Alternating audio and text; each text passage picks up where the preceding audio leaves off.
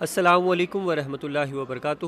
سامعین و ناظرین، عظیم برطانیہ کے دوسرے بڑے شہر برمنگھم کے اندر ہم موجود ہیں۔ ہمارے ساتھ ڈاکٹر زرقا تیمور صاحبہ موجود ہیں، جو کہ سینیٹر ہیں، پاکستان سینٹ کی ممبر ہیں اور بہت سے پورٹ فولیو بھی رکھتی ہیں، ہیلتھ کے حوالے سے، فارن افیئرز کے حوالے سے، اس کے ساتھ ایویشن، ریلوے، کشمیر اور دیگر جو ہے وہ ڈپارٹمنٹ ان کے جو ہے وہ زیر سایہ ہیں۔ ان سے ہم بات کرتے ہیں کہ یہاں پر یہ برطانیہ تشریف لائی ہے، پاکستان کے اندر کیا صورتحال ہے۔ ابھی بہت ہی ایک خوشائند قدم اٹھایا گیا ہے پاکستان تحریک انصاف کی طرف سے کہ اوورسیز پاکستانیوں کو ووٹ کا حق دیا گیا ہے۔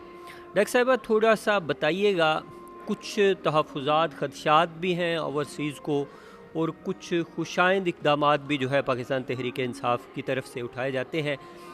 آپ اس حوالے سے کیا دیکھتی ہیں، کیا سوچتی ہیں؟ سینٹ کی آپ ممبر ہیں جو یعنی ایوان بالا ہے، تو آپ کیا سمجھتی ہیں، کیا صورتحال ہے، پاکستان کس نہج پہ جا رہا ہے؟ جی بسم اللہ الرحمن الرحیم، بہت شکریہ آپ کا جی۔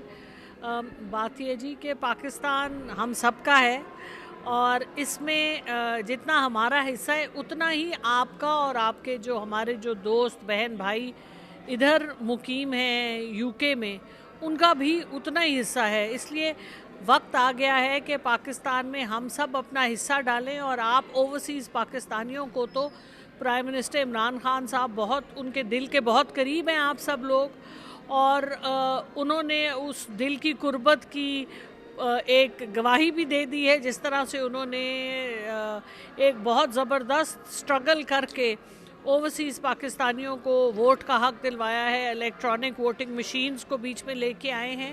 تو یہ ایک بہت مشکل اقدام تھا، اور جس کے آپ دیکھتے ہوں گے کہ کس طرح سے اس کی اپوزیشن کی گئی مختلف کوارٹر سے، opposition P M L N اور پی پی پی کی طرف سے، کیونکہ ان کو اپنے ووٹ بینک کی فکر تھی کہ ہمارے جو بھی جس طرح سے پہلے الیکشن لڑتے تھے وہ۔ بہرحال یہ بہت بڑا تحفہ ہے جو اوورسیز پاکستانیوں کو دیا گیا ہے، اور اس میں مین جو راز مضمر ہے وہ یہ ہے کہ ہم چاہتے ہیں، اور پرائم منسٹر صاحب کی دیرینہ خواہش ہے، کہ اوورسیز پاکستانی جن کا دل پاکستان کے ساتھ دھڑکتا ہے، اور جتنے دور ہوتے ہیں اتنی زوردار دھڑکتا ہے، تو ہمارے پاکستانی واپس آئیں، پاکستان میں آ کے اپنی آواز اٹھائیں، اپنا حصہ ڈالیں۔ اگر آپ کوئی کام کرتے ہیں باہر تو وہی کام پاکستان میں کریں، پاکستان میں انویسٹ کریں، روشن ڈیجیٹل اکاؤنٹ کھولیں، اپنے ینگر جنریشن، سیکنڈ اور تھرڈ جنریشن کو انگیج کریں پاکستان کے ساتھ، کیونکہ وہ لوگ جو پاکستان سے باہر ہیں، جو پاکستان میں پیدا ہو کے باہر گئے، ان کا تو رابطہ رہتا ہے، لیکن جو ان کے آگے سے بچے اور بچوں کے بچے ہوتے ہیں، ان کے یہ رشتے استوار کرنا بہت ضروری ہے، اور ان کو کیونکہ باہر آ کے وہ اپنی آئیڈینٹی کے بھی کنفیوژن میں چلے جاتے ہیں، تو یہ ہمارے بڑوں کا یہ کام ہے کہ جو ینگر لوگ ہیں ان کو انگیج کیا جائے۔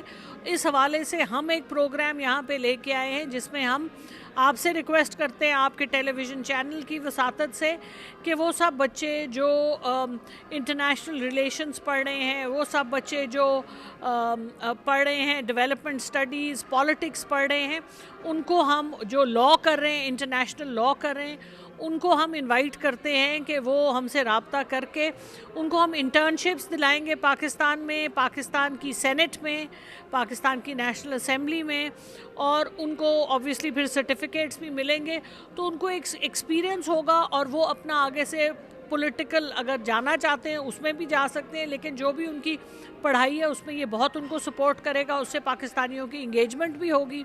اور اس کے علاوہ ہم یہ بھی انکریج کر رہے ہیں کہ ڈائسپورا جو لوگ باہر رہتے ہیں، ان کے بچے میس میڈیا میں آئیں، ان کے بچے کمیونیکیشنز میں آئیں، کیونکہ ہمارا پیغام خاص طور پہ کشمیر کے حوالے سے جو ہمارا پیغام ہے وہ بہت ضروری ہے کہ وہ بچوں کے تھرو دیا جائے۔ سوشل میڈیا پہ ہمارے بچے جو ہیں ان کو انگیج کریں، تاکہ وہ اپنی اوپینین دے سکیں۔ جب کشمیر میں کوئی ظلم ہوتا ہے یا کشمیر کی کوئی ایشو آتا ہے تو ہمارے بچے اس میں سوشل میڈیا میں اپنی پریزنس دکھائیں، ایک بڑے سلجھے ہوئے انداز سے، ٹویٹر کے اوپر اور فیس بک پہ اور انسٹاگرام پہ، تاکہ یہ آواز ڈائسپورا کی اٹھے، اور اسی طرح سے آپ کا رشتہ پاکستان سے استوار ہوگا۔ اور ہم تو چاہتے ہیں کہ ہمارا یہ رشتہ جتنا کلوز ہو اتنا بہتر ہے۔ اچھا ڈاکٹر صاحبہ تھوڑا سا یہ بتائیں، کشمیر پہ آپ نے بات کی ہے تو کشمیر کی ابھی جو صورتحال ہے محض جو ہے آپ سمجھتے ہیں تقریروں سے، اسپیچز سے یا میٹنگ سے بات جو ہے آگے نہیں نکل گئی، پریکٹیکل جو ہے وہ انیشیٹو لینا پڑے گا؟ وہاں پر ڈیلی قتل و غارت گری ہو رہی ہے تو اس کو کیسے روکا جائے؟ دیکھیے جی، کشمیر کا ایک ہیومن رائٹس کا ایشو ہے، اور ان ہیومن رائٹس کے لیے آواز اٹھانے کے لیے آپ کے پاس کوئی اور پلیٹ فارم نہیں ہے سوائے ایک پیسفل اور ایک پراپر طریقے سے آپ اس کو لے کے جائیں۔ آپ خط لکھیں، آپ آرٹیکلز لکھیں، آپ سوشل میڈیا پہ جائیں، آپ نے اپنا کیس لڑنا ہے، کیونکہ آپ کی لڑائی حق اور سچ پہ ہے۔ تو لیکن اگر آپ صرف لکھنے پڑھنے کے بغیر اگر آپ یہ کام کریں گے تو پھر آپ کی آواز کہیں نہیں جائے گی۔ سو آپ کو اپنے بچوں کو پڑھانا ہے، بچوں کو اس میں انگیج کرنا ہے۔ بچے جب اس میں انگیج ہوں گے ایشوز میں، جس طرح وہاں پر چھوٹے بچوں کو جو 2 سال پہلے جن کو پیلٹ انجریز ہوئی تھیں، جن کی چوٹیں آئی ہوئی ہیں، ان کو اب اٹھا کے ان کو جیلوں میں ڈالا جا رہا ہے صرف اس پیلٹ گن کی انجری کے نشان کے اوپر۔ جس طرح سے 10 11 سال کے بچوں کو اٹھا کے ان کے گھر سے لے جا کے کشمیر سے دور دراز انڈیا کی کسی جیل میں ڈال دیتے ہیں، جہاں پر ان کے ماں باپ کو بھی نہیں پتہ ہوتا وہ کہاں ہیں، وہ ڈھونڈتے پھرتے ہیں ہمارا بچہ کہاں ہے، کوئی ان کو نہیں بتاتا۔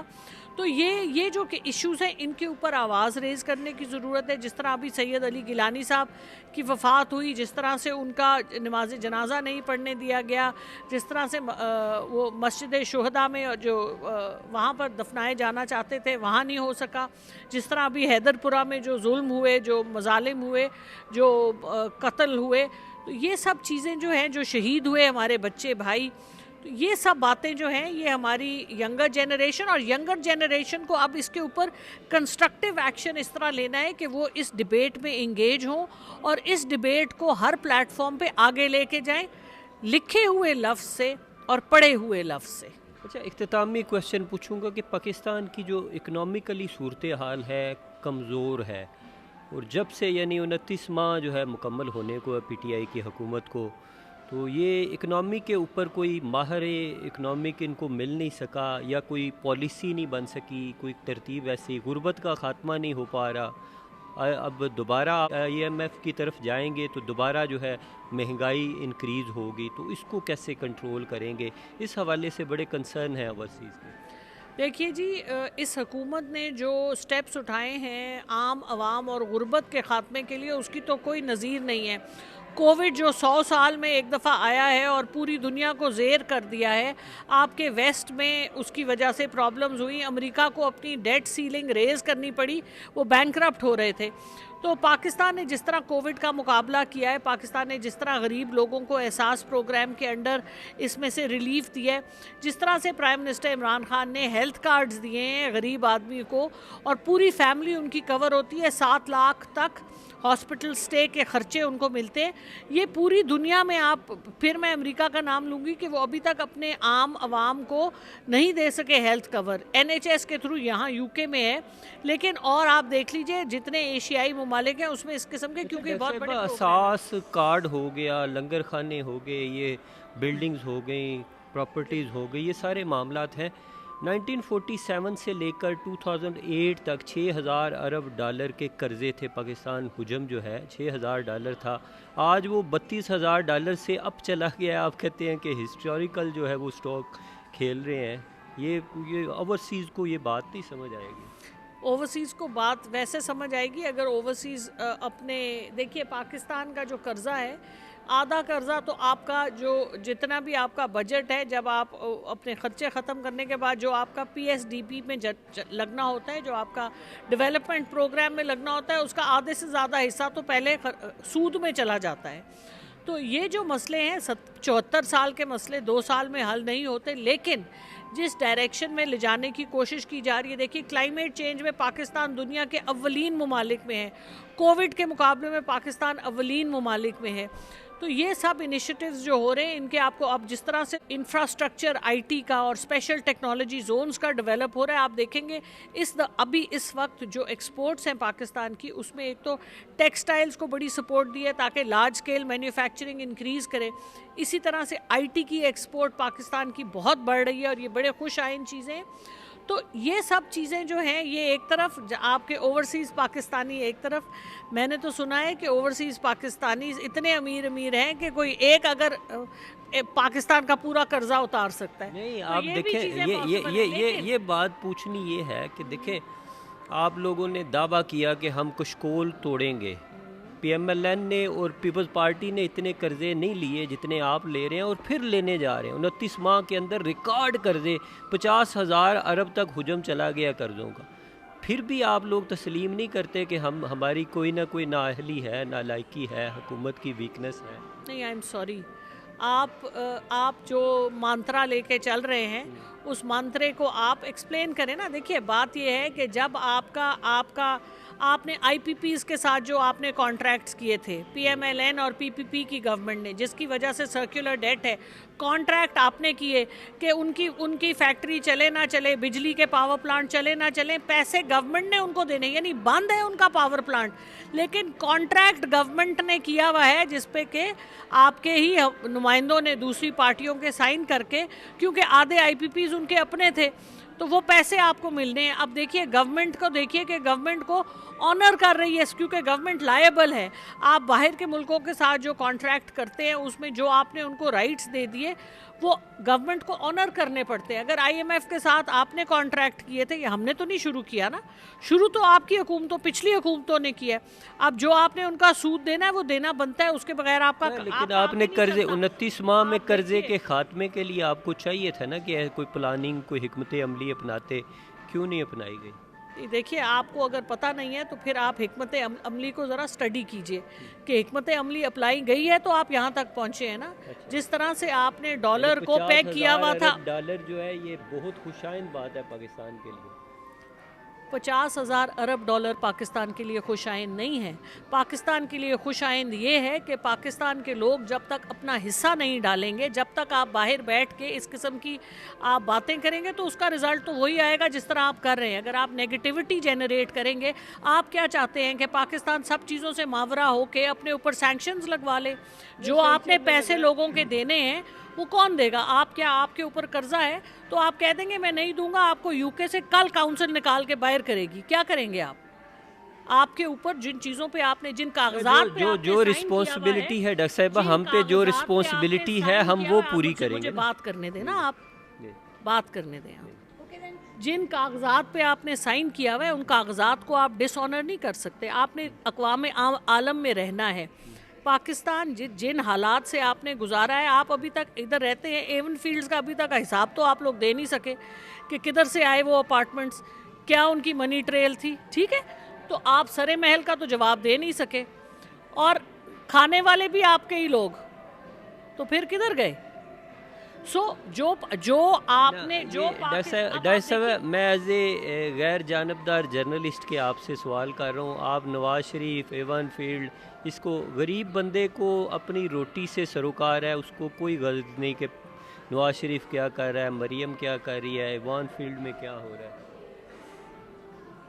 غریب بندے کو تو اس سے کوئی سروکار نہیں نا. تو غریب بندے سے آپ آ کے پاکستان میں پوچھئے، کسی حکومت نے پہلے ہیلتھ کارڈ دیا ہے غریب بندے کو؟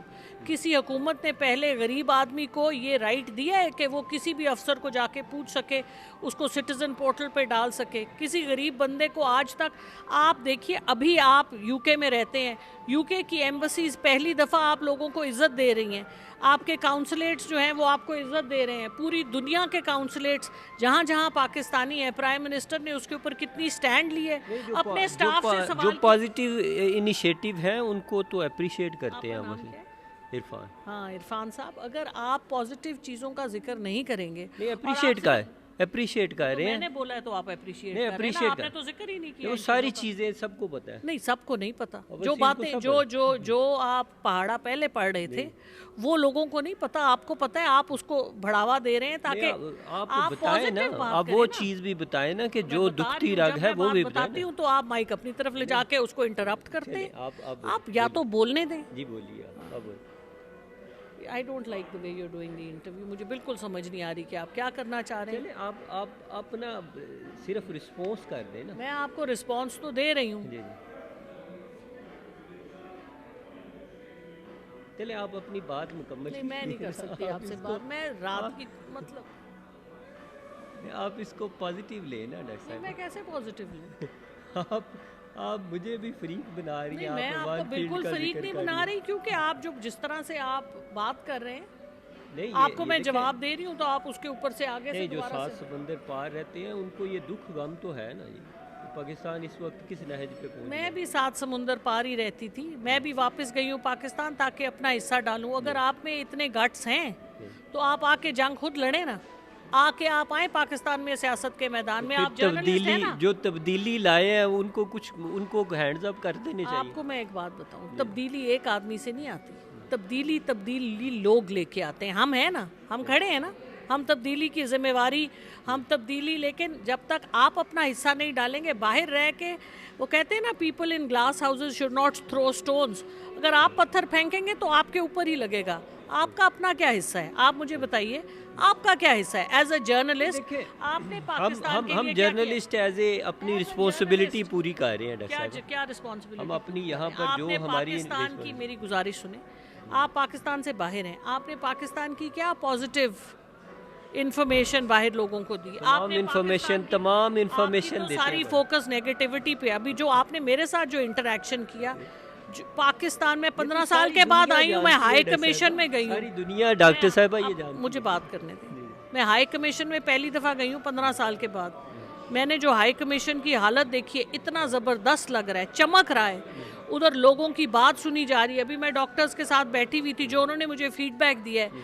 ہر آدمی کے مسئلے حل ہو رہے ہیں. سٹاف کا ایٹیچیوڈ اتنا اچھا ہے. پچھلے ایٹیچیوڈ کے مقابلے میں 3 سال پہلے جس طرح سے ڈیل کیا جاتا تھا، آئی ڈی کارڈ نہیں بنتے تھے، پاسپورٹ نہیں بنتے تھے، لوگوں کو 3 دفعہ بلایا جاتا تھا. تو اتنا بڑا آپ لوگوں کے لیے اتنا بڑا چینج مائنر ایشوز کو ہم سامنے رکھتے ہوئے اکانومی کو یعنی پیچھے پسے. اکانومی 3 سال میں تو جو 74 سال کے جو کام ہے وہ 3 سال میں تو ٹھیک ہونے والے نہیں ہو سکتے ہیں. تو آپ مجھے بتا دیجئے آپ کو کتنی دیر ہو گئی امید اوورسیز کو کوئی امید تو دلائیں. اوورسیز کو اپنا آپ نے روشن ڈیجیٹل اکاؤنٹ کھولا ہے؟ نہیں کھولا نا. تو آپ کھولیں نا، پہلے اپنا حصہ تو ڈالیں. آپ اکانومی میں آپ نے بانڈز خریدے پاکستان کے؟ نہیں خریدے. تو خریدے نا. پہلے آپ اپنا حصہ ڈالیں گے، پھر آپ کسی سے پوچھ سکتے ہیں کہ انہوں نے کیا کیا. میں نے تو اپنا حصہ ڈال دیا. میں آپ کی طرح ہی باہر رہتی تھی، میں سب کچھ چھوڑ کے واپس پاکستان گئی اور میں نے اپنا حصہ ڈالا اور میں وہاں پہ 10 سال سے حصہ ڈال رہی ہوں دوبارہ سے. تو آپ نے کیا روشن ڈیجیٹل اکاؤنٹ کھول لیا؟